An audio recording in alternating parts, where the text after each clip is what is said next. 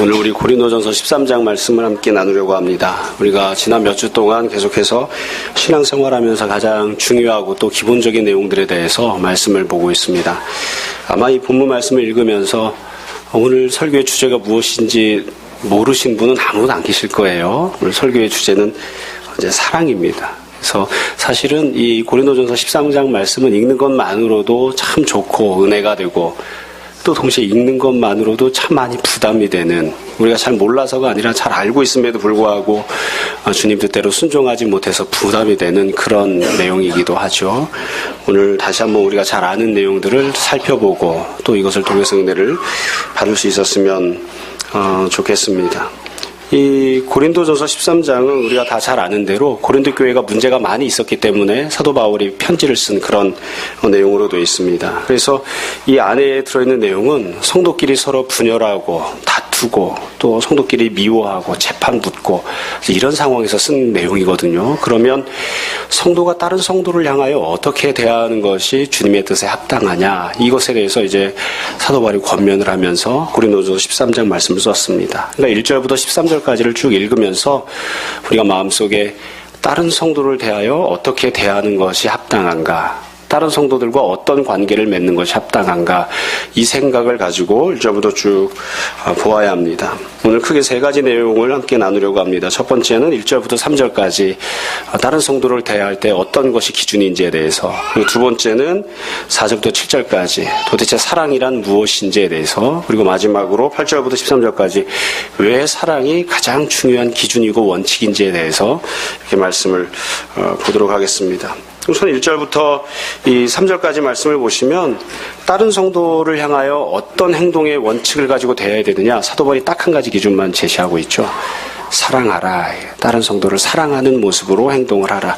이것 이외에 다른 것은 아무것도 기준이 아닌 그런 모습으로 이야기를 합니다. 이것을 설명하기 위해서 신앙생활을 하면서 우리가 이 정도면 참 훌륭한 신앙생활이다, 이 정도면 참 아름다운 신앙생활이다, 그렇게 생각하는 세 가지 모습에 대해서 이야기를 하고 있습니다. 먼저 1절을 보십시오. 1절에 보시면 내가 사람의 방언과 천사의 말을 할지라도 사랑이 없으면 소리나는 구리와 울리는 꽹과리가 되고, 이렇게 되어 있죠.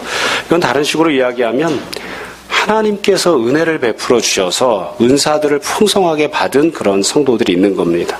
아마 여러분들 가운데에도 방언을 하시거나 또 다른 은사들이 있는 분들이 계실 거예요. 그래서 방언을 통해서 내가 배우지 않았지만 다른 사람들의 말, 다른 나라의 말을 할 줄 아는 사람들, 혹은 천사가 하는 말을 할 줄 아는 그런 분들도 계실 것이고, 또 그렇게 방언으로 열심히 기도하는 그런 분들도 계실 것입니다. 이거 다 유익하고 귀한 은사들이죠. 주님께서 우리에게 주실 때에는 한 가지도 허투루 주시는 때가 없고 나쁜 것을 주시는 때는 단 한 번도 없습니다. 그래서 주님께서 주신 은사들이나 주님께서 베풀어 주시는 선물들은 다 귀한 것들입니다. 그런데 이 성경에서 무엇라고 이야기하냐면, 이렇게 주님이 은혜를 베풀어 주셨으니까 은혜를 받은 귀한 성도가 되었는데, 그럼에도 불구하고 만약 사랑이 없으면, 좀 다르게 표현하자면 다른 성도를 사랑하지 않으면 네가 말하고 있는 방언과 기도는 그냥 시끄러운 소음에 불과할 뿐이다. 시끄러운 소음에 불과할 뿐이다. 그렇게 이야기를 하고 있습니다. 이게 뭐 어려운 내용이 아니죠. 하나님이 주시는 풍성한 은혜를 아무리 많이 받아도 네가 다른 성도를 사랑하지 않으면 그까짓 것들 다 껍데기에 불과하고 암짝에도 쓸데가 없는 것이다. 그렇게 이야기합니다. 하나님이 주셔서 하시는 귀한 방언도 이와 같으니까 다른 말들은 더 말할 필요가 없겠죠. 우리가 신앙생활하면서 옆에 있는 사람들과 교회 안에서 대화를 나누면서 아주 은혜스러운 이야기들을 줄곧 하기도 합니다. 은혜스러운 말로 권면하기도 하고, 또 때로는 내가 마음이 속상해서 성도들과 교제를 나누면서 내 흉금을 터놓으면서 세상에선 할 수 없었던 여러 가지 이야기들을 함께 나누기도 하죠. 그러나 그 모든 것들도 다 마찬가지입니다. 하나님이 은혜로 주셔서 우리가 할 수 있게 된 방언이든지, 아니면 우리가 입술로 고백하게 되는 신앙의 고백이든지, 아니면 교제하면서 나누는 어떠한 이야기들이라 할지라도 만약에 우리가 다른 성도들을 사랑하지 않는다면 그것들은 다 시끄러운 소음에 불과할 뿐이고 감정을 지저분하게 배설하는 것에 불과할 뿐이다. 그러니까 다른 성도들을 내가 과연 사랑하느냐, 또는 다른 성도들을 내가 배려하고 있느냐, 그것이 매우 중요한 기준이다. 그렇게 이야기를 하고 있습니다. 두 번째로 나오는 좋은 신앙생활의 모습이 2절에 나옵니다. 2절에 보시면 내가 예언하는 능력이 있어 모든 비밀과 모든 지식을 알고 또 산을 옮길 만한 모든 믿음이 있을지라도. 그래서 이 신앙생활의 아름다운 두 번째 모습이 무엇이냐면 말씀에 대해서 아주 풍성한 지식을 갖고 있는 겁니다. 또 하나님의 경륜과 섭리하심이 무엇인지를 잘 알고 있는, 다른 사람들은 알지 못하는 신비한 일들을 보고 경험하고 누리는 그런 은혜를 받은 사람들, 말씀에 대한 지식을 아주 풍성히 갖고 있는 사람들 뿐만 아니라 아주 능력이 있는 믿음이 있어서 산을 옮기려고 하면 옮길 수도 있는 그와 같이 큰 능력을 갖고 있는 그런 성도들에 대해서 이야기를 합니다. 아마 여러분들도 그런 모습을 바라시겠지만 저도 간절히 소망합니다. 우리가 다 말씀의 지식에 풍성한 자들이 되고 산을 옮길 만한 그런 능력 있는 믿음을 갖는 그런 성도들이 다 되었으면 좋겠습니다. 이런 사람들은 다 마땅히 존경받아 마땅하죠. 다른 사람들로부터 인정받고 칭찬받고 존중받고 존경받는 것이 타당한 것입니다. 우리가 다 이런 신앙생활하기를 원해요. 그런데 성경 말씀에서 또 뭐라고 이야기하냐면 2절 마지막 부분에 그렇지만 그가 만약 사랑이 없으면, 우리 식으로 다시 이야기하면 교회 안에서 다른 성도를 사랑하지 않으면 그러면 아무것도 아니다. 그 사람은 아무런 존재도 아니다. 노바디다. 자기 스스로 생각할 때는 굉장히 훌륭한 성도이고 사람들로부터 인정받고 존경받고 칭찬듣는다 할지라도 그 사람은 사실은 암짝에도 쓸데없는 아무것도 아닌 그런 존재에 불과할 뿐이다. 지금 그렇게 이야기를 합니다. 하나님 말씀에 대한 지식과 믿음 안에서 가는 능력이 이러하니까 다른 세상적인 지식도 마찬가지입니다. 내가 열심히 살고 열심히 공부하고 성실히 일하고 그래서 세상적인 지식에 있어서 탁월한 지식을 갖게 되고 세상적으로 성공해서 높은 지위에 오른다 할지라도, 그 세상적인 대단한 능력을 갖게 된다 할지라도 그건 내가 나 자신의 무언가를 업적을 얻고 성취한 것이죠. 그러나 그렇게 대단한 사람이 되었다 할지라도 만약 교회 안에서 다른 사람을 사랑하지 않는다면, 만약 사랑이 없다면 넌 아무것도 이루지 못한 것이다. 지금 그렇게 이야기를 하고 있습니다. 세 번째는 3절입니다. 3절에 보면 또 다른 종류의 아주 훌륭한 신앙생활의 모습이 나옵니다. 3절 처음에 보시면 내가 내게 있는 모든 것으로 구제하고 또 내 몸을 불사르게 내줄지라도. 여러분, 우리가 다 신앙생활하면서 다 경험해서 알고 있지만 우리가 지갑을 열어서 다른 사람을 위해서 구제하고 물질을 쓰는 것이 그리 쉬운 일이 아닙니다. 녹록한 일이 아닙니다. 근데 여기 보면 30%, 50% 구제를 했다가 아니라 갖고 있는 전 재산을 다 몽땅 털어서 구제를 한다 할지라도, 그러니까 정말로 대단하게 크게 헌신하는 거죠. 뿐만 아니라 내 몸을 불사르게 내줄지라도, 믿음을 지키다가 그 믿음을 지키려고 하면 핍박과 환난을 당해서 화형을 당하는 데에, 자기를 불사르는 데에, 불에 태워 죽이는 데에 내놓는 그런 대단한 결단과 대단한 헌신과 충성을 한다 할지라도 이렇게 되어 있습니다. 여러분, 신앙생활 하시면서 주변에서 혹시 재산의 30%를 팔아서 구제하는 사람을 보신 적 있습니까? 저 얘기는 들어봤지만 한 번도 본 적 없습니다. 절반을 팔아서 구제하는 사람, 그런 사람도 한 번도 본 적 없습니다. 근데 전 재산을 몽땅 다 구제를 하는 일을 위해서 사용을 했다. 뿐만 아니라 죽기까지 믿음을 지키고 믿음의 결단을 하고 순종하면서 살았다. 그럼 이건 정말로 대단한 헌신과 충성을 하는 신앙생활을 하고 있는 것이죠. 정말 우리가 다 이런 신앙생활을 할 수 있었으면 좋겠습니다. 그래서 사도 바울은 고린도전서 13장에서 이런 신앙생활을 하는 사람을 향하여 또다시 이렇게 이야기를 합니다. 3절 마지막 부분에 보시면 그러나 만약 그 사람이 사랑이 없으면, 만약에 그 사람이 교회 안에서 신앙생활하면서 다른 사람을 사랑하고 섬겨주고 배려해주지 않는다면, 그렇다면 그것은 아무 유익도 없다. 그러니까 이건 신앙생활 아니라 일상생활에서도 마찬가지겠죠. 어떤 사람이 전 재산을 팔아서 혹은 목숨을 내놓기까지 충성하고 헌신했으니까 다른 식으로 다른 부분도 마찬가지인 거예요. 내가 몸에 병들 만큼 죽기까지 교회 안에서 충성 봉사해도 뼈 빠지게 일을 다 해도 그래도 내가 만약 다른 성도들을 사랑하지 않았다면, 내가 다른 성도들을 배려하지 않았다면 내가 목숨을 다해서 충성하고 헌신한 것이 다 아무 유익이 없다. 원래는 이렇게 구제하고 충성하고 봉사하면 주님께서 그 상급을 베풀어 주시고 은혜를 베풀어 주시고 보상해 주셔야지 되는데, 네가 아무리 그것을 다 했어도, 아무리 열심히 일을 했어도 주님께서 너에게 갚아주시지 않을 것이다. 그건 너에게 아무 유익이 없다. 너에게 돌아올 것이 아무것도 없다. 그렇게 이야기를 하고 있습니다. 그래서 여러분 1절부터 3절까지를 보시면 사실 고린도 교회의 모습이기도 하고 우리가 추구하는 신앙생활의 모습이기도 한 거예요. 1절부터 3절까지 하나님께 풍성한 은혜를 받고 그리고 하나님 말씀에 대한 지식이 탁월하고 능력 있는 믿음을 가지고 있고 구제하고 목숨을 다하기까지 충성 봉사하고 믿음을 갖고 있다 할지라도, 그렇다 할지라도 네가 만약 다른 성도들을 사랑하지 않으면 그건 아무 일에도 쓸데가 없다. 넌 아무것도 아니다. 그렇게 이야기를 했습니다. 성도 여러분, 고린도 교회가 그러했죠. 은사가 풍성했고요. 말씀에 대한 지식이 풍성했고요. 믿음이 풍성했고요. 구제하고 충성 봉사했습니다. 그런데 그들 가운데 분열이 있고 다툼이 있고 서로 정말 잡아먹지 못해서 안달인 그런 모습이 되었다고요. 한 사람이 충성하는 모습 때문에 다른 사람들이 상처를 받는, 한 사람이 구제를 했는데 다른 사람들이 더 힘들어하는, 한 사람이 은사를 받아서 하늘의 말을 하고 있는데 다른 사람들은 그것이 자기에게 아무 유익을 주지 못하기 때문에 그것을 그냥 시끄러운 소음으로만 듣고 있는, 그게 고린도 교회의 현실이었습니다. 우리가 이 말씀을 들으면서 1절부터 3절까지 말씀을 보면서 딱 한 가지 원칙을 우리가 배우게 됩니다. 교회 안에서 다른 성도를 대할 때 어떠한 모습으로 대해야 하는가? 은사가 풍성한 모습으로 다른 성도들을 대하는 거 아닙니다. 지식이 있는 것으로 그것으로 다른 성도들을 대하는 것도 아닙니다. 우리가 가져야 될 유일한 기준은 딱 한 가지뿐입니다. 사랑하는 것입니다. 다른 성도를 사랑해주고 다른 성도를 배려해주는 그것 한 가지만 가지고 우리가 원칙을 삼아야 되는 것이에요. 조금 더 적나라하게 표현하자면 사도 바울이 고린도 성도들에게 그리고 우리들에게 그렇게 권면합니다. 착각하지 마라. 네가 은혜를 많이 받았다 할지라도, 네가 능력이 많이 있다 할지라도, 네가 많은 것을 성취하고 높은 지위에 올랐다 할지라도 그건 너 자신이 어떠한 존재가 되었는가에 대한 그런 이야기일 뿐이지 네가 온전한 신앙생활을 하고 있는 것이라고 주님 앞에 인정받을 수 있는 것은 아니다. 여러분, 왜 그러면 사도 바울이 이렇게 이야기를 했을까요? 사실 이유는 매우 간단합니다. 내가 아무리 은혜를 많이 받아도, 하나님이 베풀어 주신 은사들을 많이 갖고 있어도 그것만으로는 다른 성도를 사랑하는 것을 대체할 수 없기 때문에 그렇습니다. 이건 전혀 별개의 문제인 거예요. 내가 아무리 말씀의 지식이 풍성하고 내가 아무리 높은 지위에 오르고 내가 아무리 많은 능력을 갖고 있어도 그건 사랑을 메꿔줄 수 없어요. 그건 내가 다른 성도를 사랑하는 것을 대신해 줄 수가 없어요. 이건 전혀 별개의 문제인 것이기 때문에 한쪽 부분을 아무리 풍성한 은혜를 받아도 다른 쪽 부분에서 순종했다고 이야기할 수가 없는 것이에요. 그래서 우리가 이 부분을 오해해서는 안 됩니다. 종종 이 부분을 읽으면서 어떤 분들은 은사, 그까짓 거 필요 없어. 아니, 절대 그렇지 않습니다. 은사는 은사 나름대로 의미가 있는 것입니다. 가치가 있는 것입니다. 우리가 다 은사를 받고 방언을 하고 예언하는 자들이 되어야 합니다.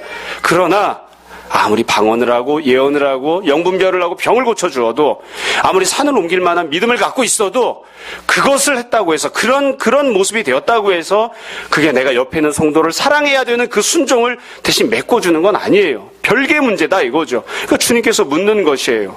네가 은사를 많이 받았느냐? 좋은 일이다. 아름다운 일이다. 참 훌륭한 모습이구나. 그런 모습이 되었으니까 참 칭찬 들을 만하다. 그러면 네가 옆에 있는 사람을 사랑했느냐? 네가 옆에 있는 사람을 섬겨주었느냐? 다른 성도를 배려해 주었느냐? 그렇게 주님이 다시 묻고 있는 거예요. 두 가지를 혼동하지 마라. 한 가지를 온전하게 은혜를 받았다고 해서, 한 가지에 있어서 순종했다고 해서 마치 다른 일을 하지 않아도 그것이 그냥 보충이 되는 것처럼 생각하는 그런 모습이 되지 말라. 지금 주님께서 그렇게 명령하시는 것이죠. 여러분, 다시 한번 말씀드립니다. 두 가지를 혼동하지 맙시다. 내가 어떤 존재가 되었는가와 내가 다른 사람들에게 어떻게 행동하는가, 그건 매우 다른 일입니다. 내가 어떤 모습으로 교회 안에서 충성 봉사하고 있는가와 그 충성 봉사를 하면서 내가 다른 사람들에게 어떻게 대하고 있는가, 이것은 매우 다른 일입니다. 매우 다른 일입니다. 그러면서 사도 바울이 그렇게 아주 강력하게 선포합니다. 네가 어떤 존재가 되었든지 간에, 어떤 은혜를 받았든지 간에, 어떻게 충성하고 봉사하든지 간에 만약 다른 성도를 사랑하고 배려하지 않는다면 그건 아무 곳에도 쓸 일이 없다. 아무런 유익이 되지 못한다. 교회 안에서 다른 성도들을 사랑하는 자들이 되라. 그렇게 권면합니다. 여러분, 우리가 다시 한번 잘 생각해 보았으면 좋겠습니다. 어떤 분들 그렇게 이야기하곤 합니다. 이만큼 열심히 성실히 신앙생활하고 열심히 성실하게 사회에서도 생활해서 이 정도까지 지위에 올라왔는데 내게 무엇을 더 요구하십니까? 그렇게 이야기하는 경우들이 있어요. 만약 우리가 그렇게 열심히 성실히 신앙생활하고 일상생활을 했다 할지라도 옆에 있는 다른 사람을 사랑하지 않았으면 결국 주님 앞에 섰을 때에 헛살았다고 그렇게 평가를 받을 수 있습니다. 우리가 이 사실을 늘 기억했으면 좋겠습니다. 두 번째로 고린도전서 13장은 그렇다면 무엇이 도대체 사랑인가? 어떻게 하는 것이 사랑인가에 대해서 이야기를 합니다. 4절부터 7절까지 나오는 내용인데요. 이 내용은 우리가 너무나 잘 아는 내용입니다. 여러분 우선 4절부터 7절까지 제가 다시 한 번 더 읽어드리겠습니다. 참 이게 알알이 박혀있는 아주 보석 같은 말씀들이죠. 그래서 처음에 말씀드린 것처럼 읽는 것만으로도 은혜가 되고 동시에 내가 순종하려고 생각하니까 이게 참 부담이 되는 그런 말씀이기도 합니다. 여러분 4절 보십시오. 사랑은 오래 참고 사랑은 온유하며 시기하지 아니하며 사랑은 자랑하지 아니하며 교만하지 아니하며 무례히 행하지 아니하며 자기의 유익을 구하지 아니하며 성내지 아니하며 악한 것을 생각하지 아니하며 불의를 기뻐하지 아니하며 진리와 함께 기뻐하고 모든 것을 참으며 모든 것을 믿으며 모든 것을 바라며 모든 것을 견디느니라. 이게 사랑이라는 거예요. 이게 사랑이라는 거예요. 여러분 이 고린도전서 13장에 기록하고 있는 사랑은 갖고 있는 중요한 특징이 몇 가지 있습니다. 우선 이 사랑은 다 행동입니다. 이건 지식도 아니고요, 감정도 아니에요. 그러니까 옆에 있는 사람을 보면 막 가슴이 떨리고 너무 기쁘다. 물론 그것도 사랑이죠. 근데 지금 여기서 명령하고 있는 건 그게 아니에요. 네가 옆에 있는 사람을 향하여 무언가 행동을 해주라 이거예요. 행동을 해주라. 어떤 마음가짐을 가지라. 물론 마음가짐 갖는 것도 중요하지만 그게 아니라 행동을 해주라는 거예요. 그 다음에 이 행동들이 어떤 모습으로 되어 있느냐면 잘 보시면 사실은 신앙적인 행동이 아니라 일상적인 삶에서의 행동들입니다. 여러분 내가 만약에 옆에 있는 사람을 사랑하면 어떻게 해줘야 됩니까? 가장 중요한 건 사실은 그 사람을 위해서 기도해 줘야죠. 그렇죠? 기도해 주지 않으면서 우리가 어떻게 그 사람을 사랑한다고 하겠습니까? 제가 청년들이 연애할 때 늘 그렇게 이야기한다고요. 내가 사랑하는 사람을 위해서 기도해 주고 있느냐? 기도하고 있지 않느냐? 중요한 부분입니다. 그러니까 사랑한다면 기도해줘야지 되는 거예요. 사랑한다면 그 사람에게 말씀을 가르쳐줘야지 되고 사랑한다면 그 사람이 말씀에서 어긋난 곳으로 갈 때에 잘 권면해서 똑바른 길로 가도록 그렇게 만들어줘야 됩니다. 근데 이 4절부터 7절까지 나오는 내용은 그런 내용은 아니에요.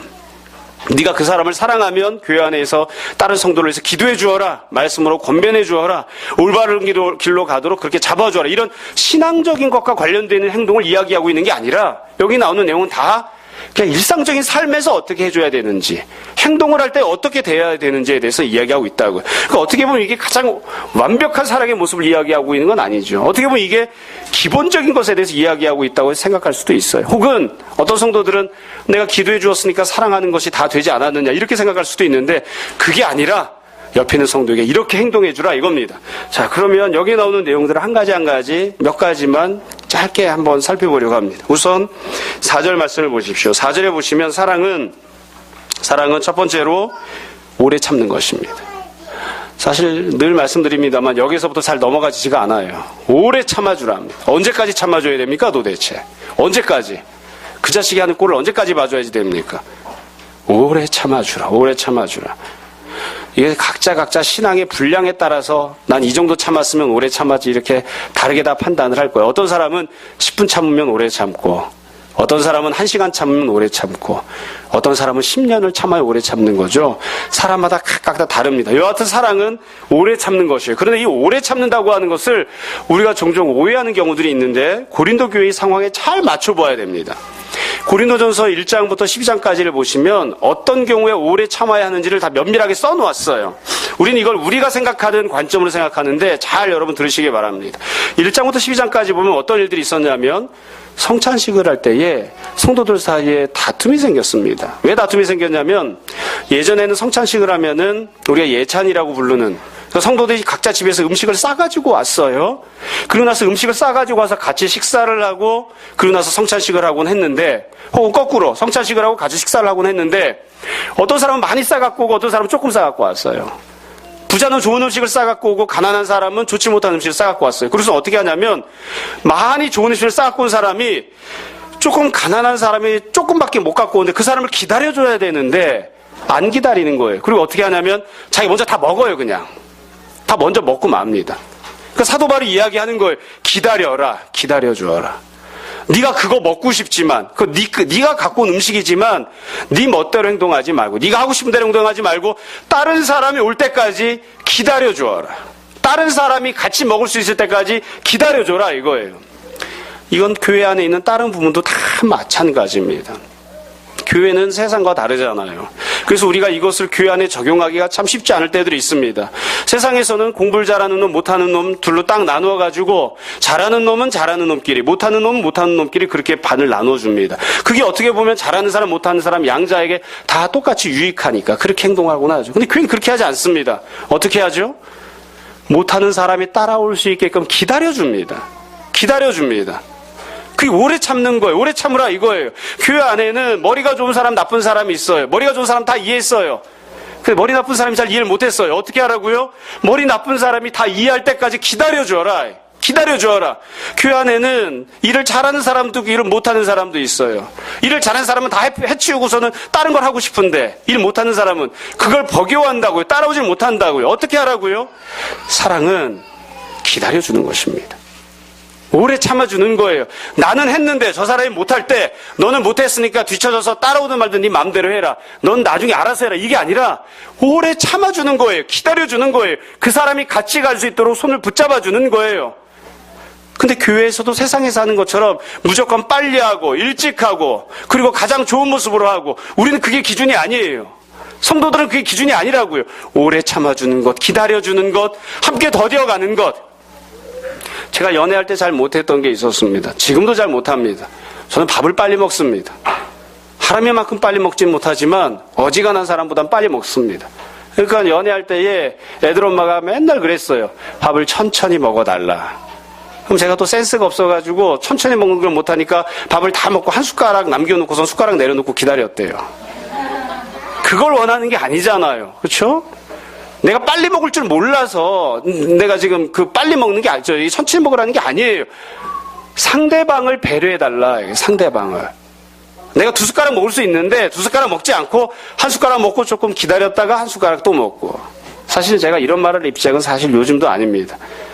전도사님이나 혹은 다른 성도랑 밥 먹다 보면 저는 밥 먹고 먼저 일어납니다. 일어나서 나 먼저 갈 테니까 다 먹고 와라. 그러고 그냥 와버리거든요. 사실 우리 교회는 담임 목사님을 별로 이렇게 존중하지 않는 그런 체제 속에서 살고 있기 때문에 그렇지만 다른 교회에서는 목사 밥 먹다 숟가락 다 먹었다고 놓고 내려오면 딴 성도 숟가락 다 놓고 다 따라 나오거든요. 그러니까 목사님들이 일부러 천천히 먹어요. 천천히. 식성이 빠른 사람도 다른 성도 부담 없이 먹을 수 있게끔. 누가 기준입니까? 가장 천천히 먹는 사람이 기준입니다. 그 사람한테 맞춰주라 이거예요. 그게 오래 참는 것이에요. 오래 참는 거. 그 고린도 교회가 그게 안 된 거예요. 잘난 사람들이 많아가지고 후다닥 하고 빨리빨리 주는 사람들이 많아서 머리 좋은 사람들이 많아서 못하는 사람을 기다려주지 못한 거죠. 이게 오래 참아주는 것이 사랑해주는 것입니다. 두 번째를 보세요. 4절 두 번째 줄에 보시면 사랑은 온유하며 시기하지 아니하며 자랑하지 아니하며 교만하지 아니하며. 이게 매우 현실적인 이야기입니다. 여러분, 이 고린도 교회 안에는 그리고 그 당시 초대교회 안에는 지금도 마찬가지입니다. 교회 안에는 남자가 있고 여자가 있습니다. 그렇죠? 다르다고요. 어른이 있고 아이가 있습니다. 다르다고요. 부자도 있고 가난한 사람도 있습니다. 많이 배운 사람도 있고 못 배운 사람도 있습니다. 다 다르잖아요. 다른데 이 다르다고 하는 현실을 우리가 인정하지 않고 다 똑같은 것처럼 생각하면 안 됩니다. 그건 거짓말이에요. 다 다르다고요. 초대교회 당시에는 이 자유민들도 있었고 노예들도 있었습니다. 어쩔 수 없이 사회적인 신분 차이가 있는 거예요. 근데 그 신분 차이가 있을 때 어떻게 했냐면 종들이 주인을 향해서 시기하는 마음을 갖는 거예요. 우리식으로 이야기하면 열등의식을 갖습니다. 가난한 사람들이 부자를 향해서 열등의식을 가져요. 돈이 없는 사람은 조금 헌금하고 돈이 많은 사람은 많이 헌금하고 그럼 되는 거예요. 몸이 건강한 사람은 많이 일을 하고 몸이 건강하지 못한 사람은 조금 일을 하면 되는 거예요. 그렇게 하면 되는 거예요. 그런데 조금밖에 못 갖고 있는 사람들이 어떤 부분에 대해서건 많이 못 배운 사람들이 많이 배운 사람들을 향해서 시기하는 마음, 질투하는 마음을 가져요. 열등의식을 가져요. 그래서 사실은 아무 문제가 안 됨에도 불구하고 자꾸 걸고 넘어지는 마음이나 마음이 가스락지는 그런 마음을 자꾸 갖는 거예요. 그 사랑하지 않는 것입니다. 그러니까 이 사도 바울이 고린도 교회 안에 있는 성도들 향해서 이야기한다고 세상적인 그런 기준을 가지고 자기를 자꾸 판단하지 말고 세상적인 기준 때문에 갖고 있는 열등의식을 갖고 다른 성도를 대하지 마라. 어떻게 하라고요? 사랑하라.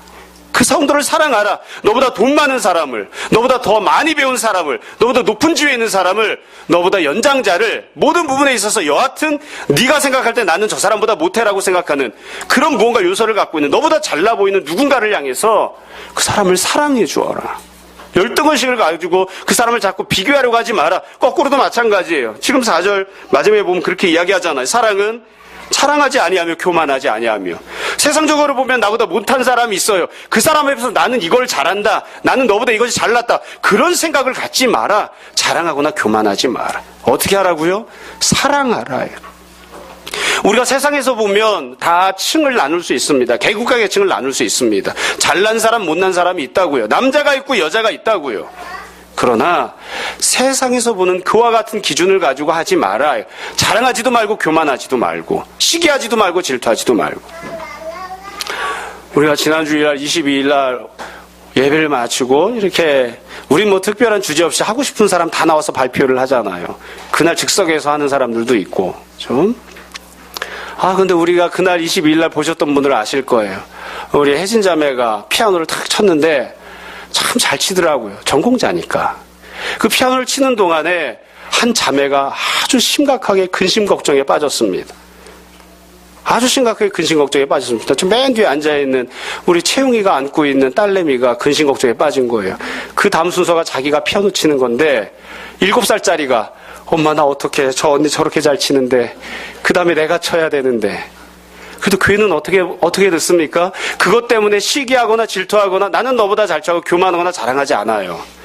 듣는 성도들도 마찬가지죠. 왜 잘하는 사람이 쳤는데 못하는 사람까지 쳐야 되지? 못하는 거 생략합시다. 우리 그렇게 하지 않아요. 부자도 가난한 자도 건강한 자도 연약한 자도 대학을 나온 자도 중학교만 나온 자도 다 마찬가지예요.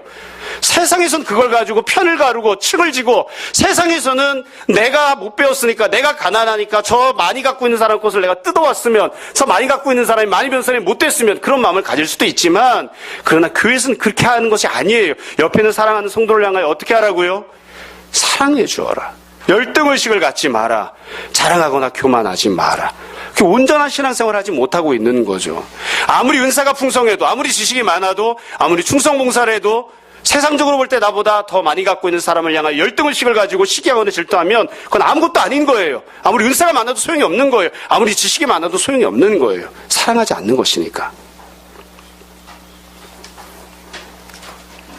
뒤에 있는 내용들은 우리가 다 잘 아는 내용들이니까 제가 넘어가려고 합니다. 여러분, 사랑이란 어떻게 하는 것입니까? 사랑은 그 사람을 위해서 기도해주고 그 사람을 위해서 말씀을 가르쳐주고 그 사람을 신앙으로 잘 권면하는 것, 그것뿐만이 아니라 교회에서 모여서 함께 생활할 때에, 같이 밥 먹을 때에, 같이 이야기할 때에, 같이 무언가를 할 때에 그 사람을 기다려주고 오래 참아주고 열등의식을 갖지 않고 교만한 모습으로 행동하지 않고 상대방을 어떻게 해서든 잘 섬겨주고자, 상대방을 어떻게든 잘 배려해주고자 하는 것입니다. 말을 하는 것도 행동을 하는 것도 좋은 일을 하는 것도 나쁜 일을 하는 것도 다 마찬가지입니다.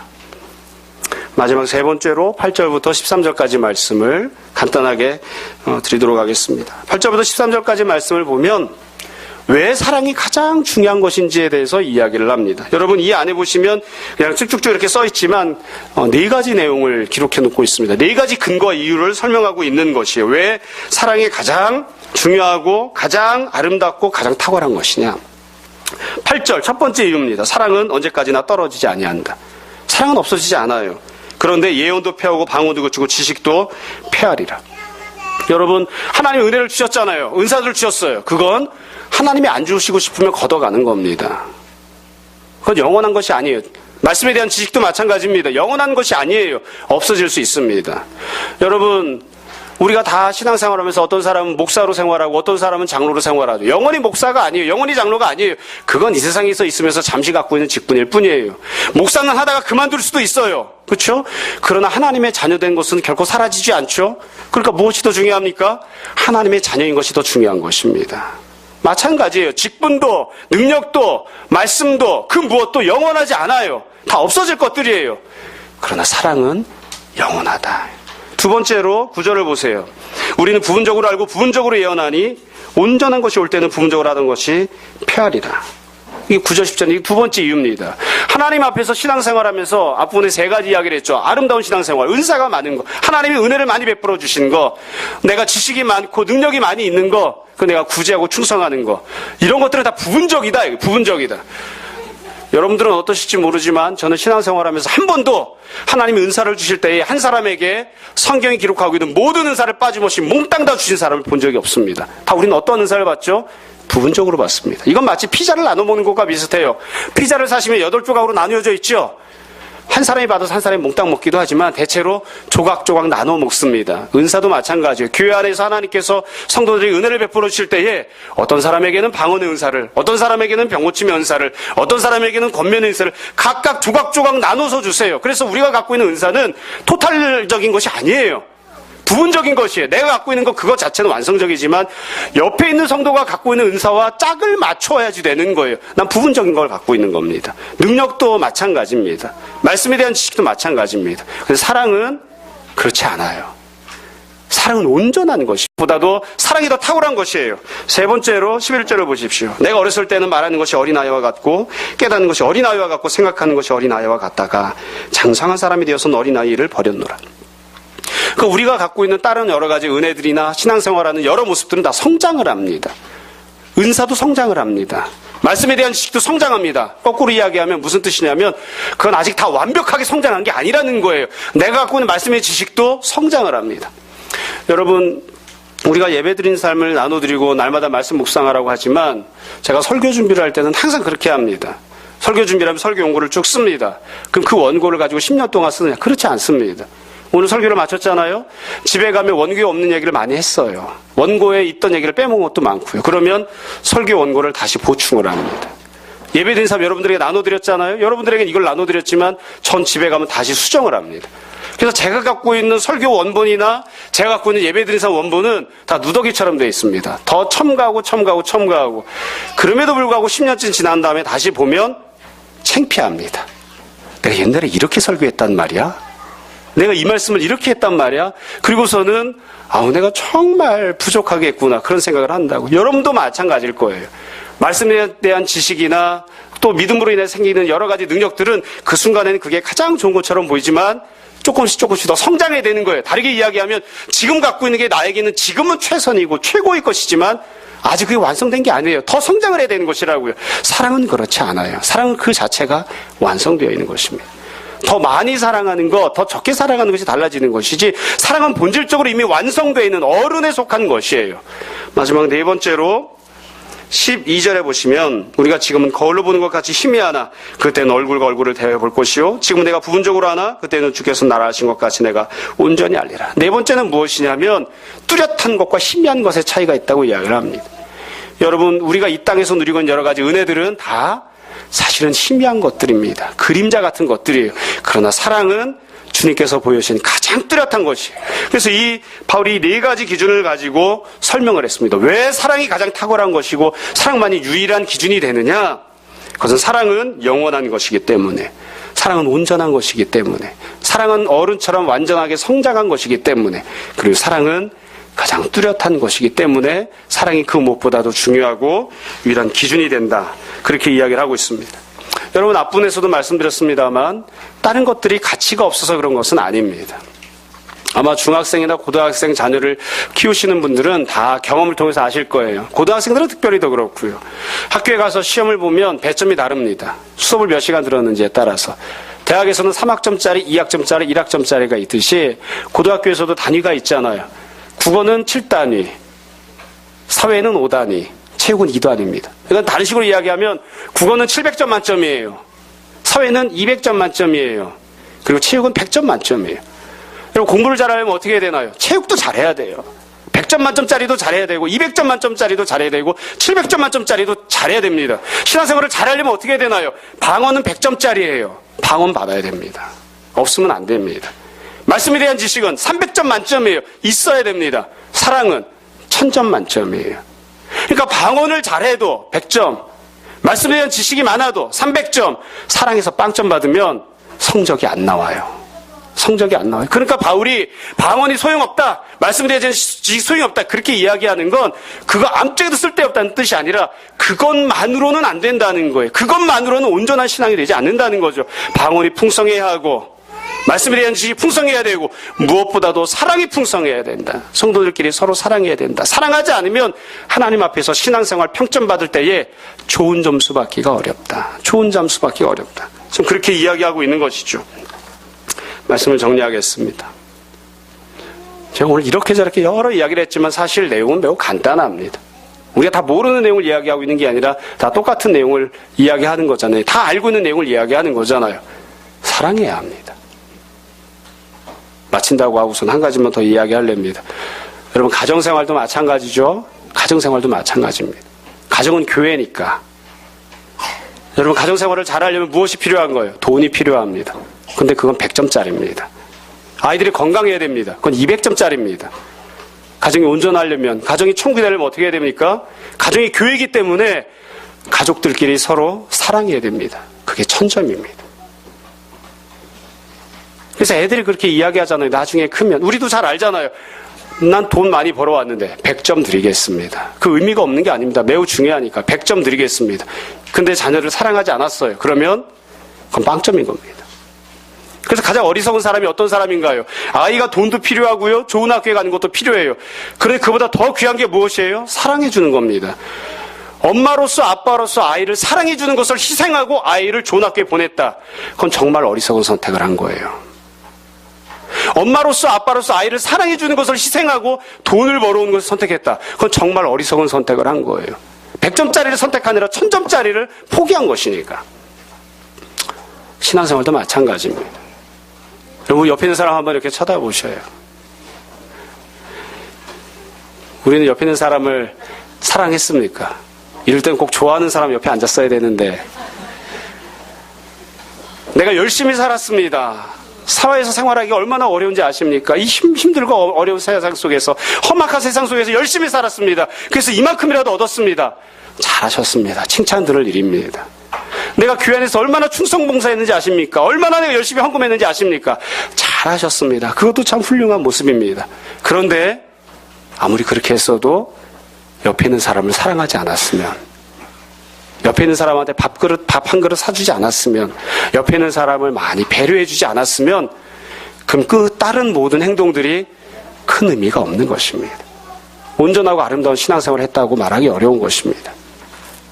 여러분, 우리 교회가 가장 부족한 것이 무엇일까 이렇게 늘 생각해 보면 한 사람 한 사람은 다 훌륭한 사람들입니다. 신앙생활도 훌륭하고 생활에 있어서도 훌륭한. 그런데 옆에 있는 사람을 사랑하거나, 옆에 있는 사람을 섬겨주거나, 옆에 있는 사람을 배려해주거나, 옆에 있는 사람을 조금 더 기다려주거나, 그리고 조금 더 기준을 높이면 옆에 있는 사람을 위해서 자기를 부인하고 자기의 십자가를 감당해주는, 그 사람을 위해서 내 인생을 조금 더 내려놔주는 그런 부분에서는 우리가 참 많이 부족하지 않나 싶습니다. 그래서 불행하게도 제가 이렇게 평점을 한번 매겨봤어요. 아까 말씀드린 대로 주님께서는 좀 다르게 평가하실 수도 있지만 제가 평점을 매겨봤어요. 우리 교회 성도들 하나님의 은혜 받는 것 100점입니다. 100점. 거의 대부분 다 방언합니다. 우리 교회 성도들 말씀을 열심히 배우는 것 300점 만점 다 드리겠습니다. 우리 교회 성도만큼 열심히 말씀 배우기도 참 쉽지 않습니다. 우리 교회 성도들, 다른 성도들을 사랑하고 배려하는 것 점수를 밝히지 않겠습니다. 우리 총점이 몇 점입니까? 우리 총점이 몇 점입니까?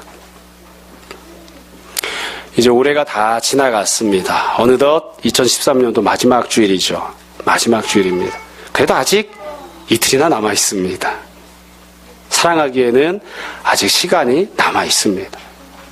내가 먼저 다른 사람을 위해서 기다려주고, 내가 먼저 그 사람에게 교만하거나 자랑하는 모습이 아니라 낮은 모습으로 다가가서 섬겨주고 배려해주고, 그런 모습이 우리 가운데 있었으면 좋겠습니다.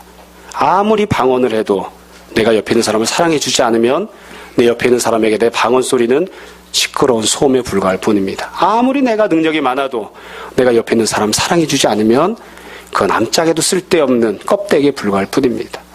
모쪼록 우리가 다 서로를 향하여 섬기고 사랑하는 귀한 신앙생활하는 사람들이 되었으면 좋겠고, 주님 앞에 섰을 때에 네가 무엇하다 왔느냐, 신앙생활할 때 교회에서 어떻게 지냈느냐 했을 때에 헌금했습니다, 충성했습니다, 내가 열심히 살았습니다, 이런 것 먼저 내놓지 말고 가장 배점이 높은 주님, 제가 다른 성도를 사랑하고 섬기다가 왔습니다, 그렇게 내놓을 수 있는 우리들이 되었으면 좋겠습니다. 그런 귀한 은혜가 여러분에게 풍성하시기를 주님의 이름으로 축원합니다. 이 시간 잠시 기도하겠습니다. 여러분, 오늘 말씀을 정돈해 보십시오. 이 시간 우리 함께 회개와 결단의 기도합시다. 기도하겠습니다.